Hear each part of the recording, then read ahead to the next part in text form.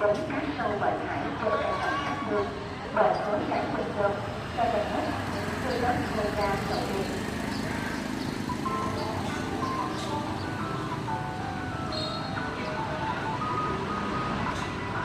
Ứng dụng cây đất bây giờ audio của đài phát thanh Trà Vinh trong kho audio giải trí đầu Trà Vinh.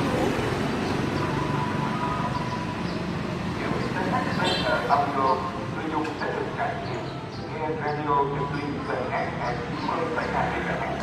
Mọi người có thể được kho audio các thể loại như truyện audio, nhạc truyền hình, quê hương, các trẻ, nhạc ngoài, những lời ca khổ cải lương, nghe lại những lời phát hành nhạc khác của đài phát thanh truyền hình. Theo sự thông minh, để sử dụng, hãy chờ bắt ứng dụng, tìm kiếm kênh giống theo từ khóa, tạo danh sách bài hát yêu thích, dành nhiều lý do nổi bật khác.